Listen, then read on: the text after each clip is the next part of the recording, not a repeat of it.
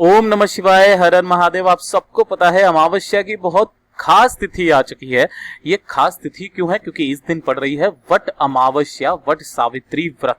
बहुत ही खास अमावस्या है। अगर आपके जीवन में बहुत सारी तरह की परेशानियां हैं, बहुत कष्ट में जीवन बीत रहा है, पितृ दोष है, काल सर्प दोष है, परिवार की उन्नति नहीं हो रही है, किसी की नौकरी नहीं लग रही है, व्यापार में घाटा चलता चला जा रहा है, साथ ही साथ परिवार में किसी की उन्नति ना होने के साथ साथ परिवार में कलेश है, सुख समृद्धि कहीं से दूर तक नहीं है, बहुत ज्यादा अगर आप परेशान हो चुके हैं तो घर में धन, वैभव, संपदा और वंश को आगे बढ़ाने के ये सबसे खास उपाय हैं जो कि सिर्फ अमावस्या के दिन किए जाते हैं।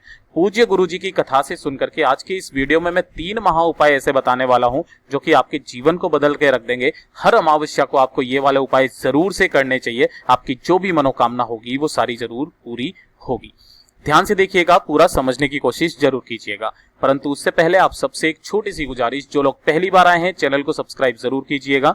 वीडियो को लाइक करके कम से कम महादेव जी का कोई सा भी प्यारा नाम कमेंट बॉक्स में लिखना मत भूलिएगा, ठीक है। अब देखिए, जो पहला उपाय होगा उसमें आपको एक बेल का फल लेना होगा और उसे गाड़ देना होगा। आपके घर के जितने भी दोष होंगे वो सारे के सारे खत्म हो जाएंगे।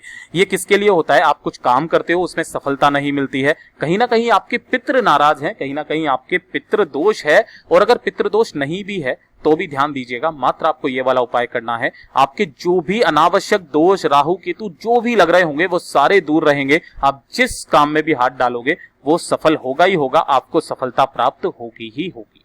छोटा सा उपाय है मात्र। कैसे करना है? पूज्य गुरुजी ने इस वाले उपाय की जो खास स्थिति बताई है वो है अमावस्या। जितने भी ये उपाय हैं वो सबके सब आपको अमावस्या के दिन करने हैं और समय रहेगा इसका प्रदोष काल का, सूर्यास्त के आधे घंटे पहले और आधे घंटे बाद का समय।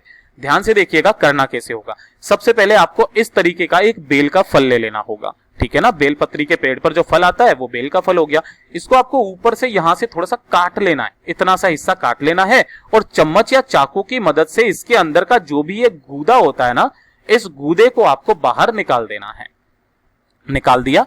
अब आपको घर पर क्या बनानी होगी? पंजीरी।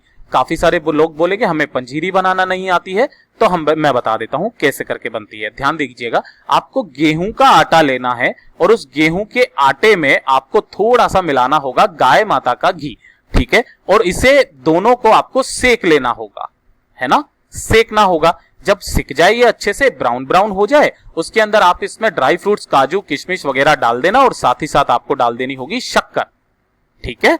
तो ये इस तरीके से पंजीरी बनके तैयार हो जाएगी।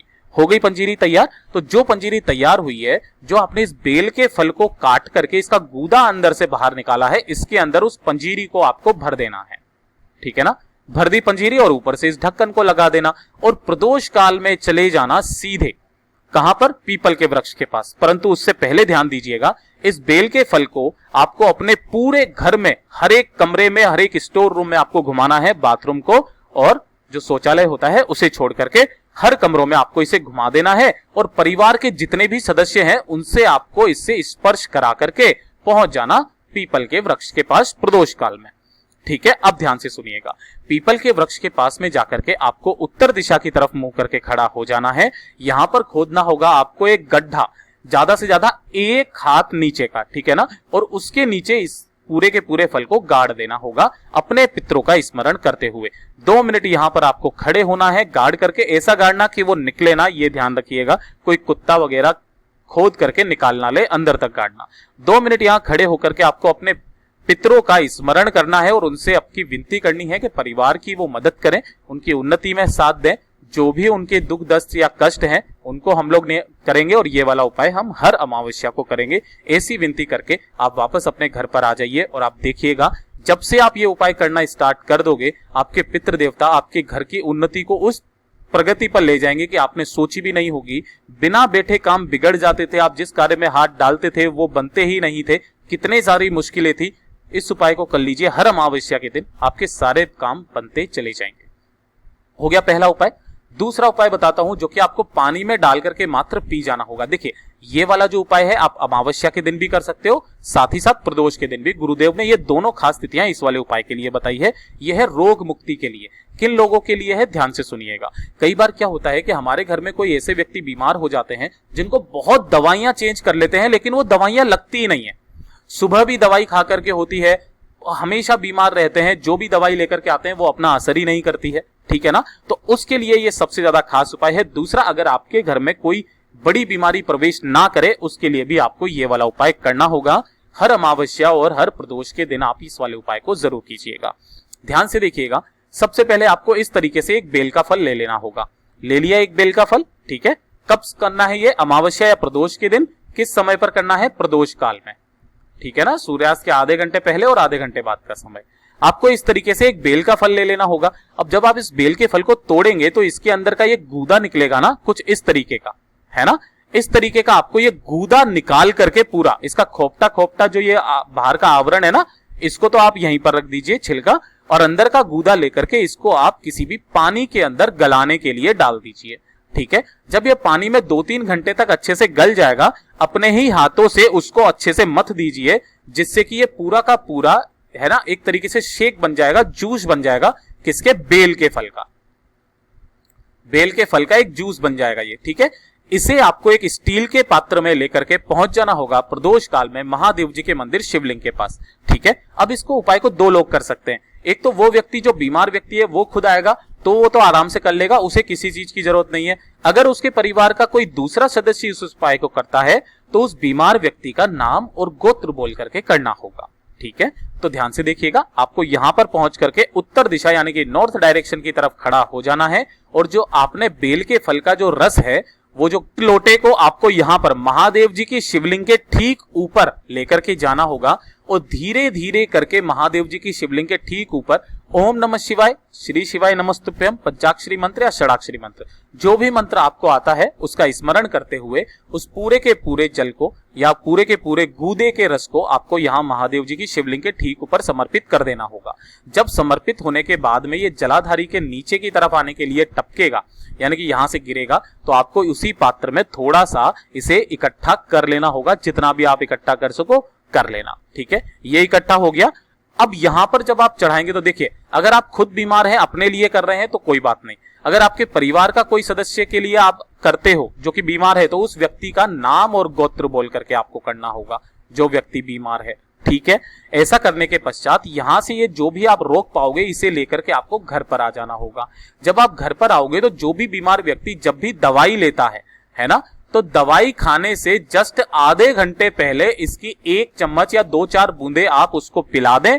उसके बाद में आधे घंटे बाद उसे दवाइयां खाने दे, वही दवाइयां अब उनके असर करने लगेगी, उनका स्वास्थ्य धीरे धीरे करके ठीक होने लगेगा। और अगर किसी बीमार व्यक्ति को ना देकर के आप किसी दूसरे को भी देंगे तो आपके घर में कभी कोई बड़ी बीमारी प्रवेश नहीं करेगी। इतना अचूक उपाय है ये, ठीक है। हो गया, तो ये हो गया दूसरा उपाय, इसे जरूर कीजिएगा अमावस्या के दिन। अब जो आज का आखिरी उपाय बताने वाला हूं वो बहुत ही ज्यादा खास होने वाला है। मात्र एक लंबी बत्ती का दीपक आपको लगा देना होगा और आपका जो परिवार रहेगा हमेशा खुश रहेगा। पूज्य गुरुजी हमेशा कहते हैं कि जो अमावस्या का दिन होता है वो केवल पितरों की शांति के लिए होता है। अगर आपके पितृ शांत हैं तो आपके परिवार की उन्नति ही उन्नति होगी, हमेशा आपका साथ देगा, वंश आगे बढ़ेगा, घर में धन वैभव संपदा हमेशा रहेगी। लेकिन अगर आपके पितृ नाराज हैं, पितृ देवता नाराज हैं, तो आपके घर की सारी उन्नति रुक जाती है। घर में धन वैभव संपदा की हमेशा कमी रहती है, घर में कलेश रहता है, परिवार में खुशियां नहीं होती है।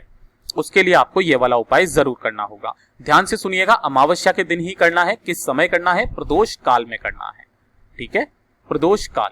अब ध्यान से सुनिएगा कैसे करना होगा। आपको इस तरीके से एक लंबी बत्ती का मिट्टी का दीपक तैयार करना होगा, ठीक है। अब यहां पर जो बत्ती है वो आपको लंबी लगानी है, पितरों के लिए जो लगती है लंबी बत्ती लगती है, ठीक है। ये मैं यहां लिख देता हूं। दूसरी चीज, मिट्टी का दीपक होना चाहिए। और जो तीसरी चीज, इसके अंदर जो आप भरेंगे वो सरसों का तेल नहीं, गाय का घी भरेंगे, ठीक है। तो ये दीपक तैयार हो गया। अब प्रदोष काल में इसे लेकर के चले जाना किसी भी सरोवर या तालाब या झील, जो भी आपके आसपास हो वहां पर इसे लेकर के चले जाना। अब काफी लोग बोलेंगे भैया हम तो शहर में रहते हैं, हमारे पास तो ऐसा कोई तालाब सरोवर नदी कोई है ही नहीं है। तो गुरुदेव ने बताया कि 3 वृक्ष, पहला वृक्ष वट का वृक्ष, यहां चले जाइए वट वृक्ष के नीचे। वट वृक्ष भी नहीं है तो पीपल के वृक्ष के नीचे चले जाइए, और पीपल का भी वृक्ष नहीं है तो मेरे महादेव के मंदिर में बेल पत्र का वृक्ष जरूर होगा, उस बेल वृक्ष के नीचे आप चले जाइए। इन सभी जगहों पे से किसी भी जगह पर जा सकते हो। और जो एक मिट्टी का दीपक लिया है उसे आपको यहां पर अपने पितरों का स्मरण करते हुए लगा देना होगा। ध्यान देना है, जो बत्ती का मुंह रहना चाहिए वो दक्षिण दिशा की तरफ रहना चाहिए, और इसे आप प्रज्वलित कर देना। 2 मिनट यहां पर खड़े होकर के अपने पितरों का स्मरण करना और उनसे विनती करना कि परिवार की हमेशा उन्नति हो, साथ दें, उनके लिए जो भी बन पड़ेगा वो सब करेंगे। ऐसी विनती करने के पश्चात आपको वापस घर पर आ जाना है और हर अमावस्या के दिन ये वाला उपाय जरूर करना है। आपका परिवार दिन दूनी रात चौगुनी तरक्की करने लगेगा। परिवार में शांति, सुख, समृद्धि, पैसा, धन, दौलत, संपदा सब कुछ होगा। इतने अचूक उपाय हैं, ये अमावस्या के जरूर कीजिएगा। जैसा गुरुदेव ने बताया वैसा आसान भाषा में आपको बताने की पूरी कोशिश की। वीडियो अच्छा लगा हो तो लाइक जरूर करना, चैनल को सब्सक्राइब जरूर कीजिएगा।